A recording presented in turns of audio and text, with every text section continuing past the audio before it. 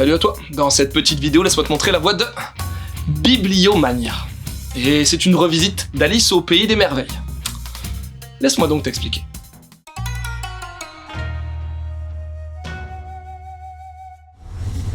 L'histoire? Alors ouais, ça ressemble un poil au roman de Lewis Carroll. Un poil puisqu'on va suivre une Alice qui est dans un monde bizarroïde. En effet, elle vient d'arriver dans la chambre numéro 431 d'une espèce d'hôtel chelou, et le majordome ver de terre, tu comprends mieux maintenant pourquoi j'ai dit chelou, lui explique qu'elle sera bien ici et que c'est très compliqué de sortir.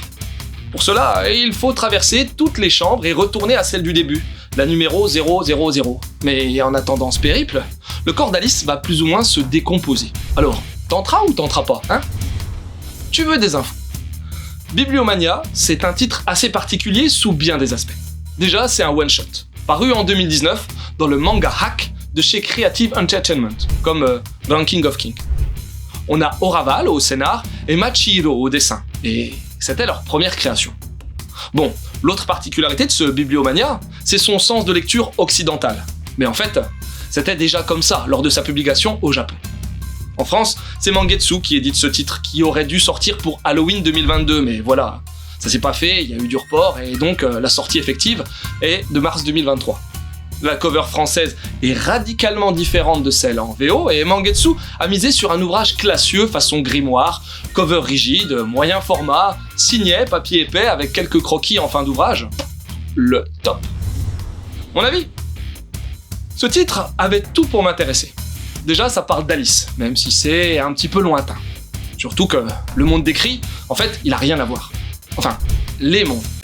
On est plus dans un univers post-apo de base, mais l'hôtel où Alice se retrouve coincée, c'est aussi un autre monde assez psychédélique. Niveau dessin, ça pète vraiment bien. Détaillé, organique, glauque. Ça se rapproche de ce que peut proposer un Nihei Tsutomu par exemple. C'est ultra dense, avec beaucoup de noirceur et un découpage pas mal nerveux. Alice va visiter un certain nombre de chambres et dans chacune d'elles, t'auras des persos tiraillés. C'est limite philosophique, mais pour moi, ça va trop vite. Les auteurs te balancent tout sur un tome, tu t'y perds un peu et le manque de liant fait qu'au final, j'ai pas accroché plus que ça. Un titre atypique, avec plein de qualités, mais qui, pour moi, restera cantonné dans la section expérimentale. Faudra voir ce que pourront proposer les auteurs par la suite. Quelques conseils. Pour rester dans la thématique d'Alice, il y a le célèbre Alice in Borderland, d'Aso Haru.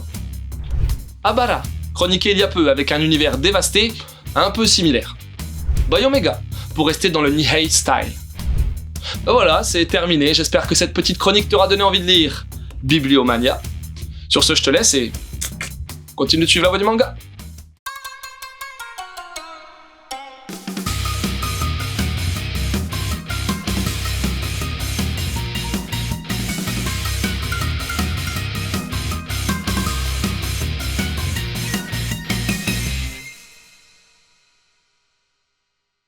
Et sans deck, hein.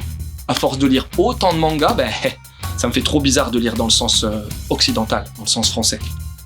Trop bizarre.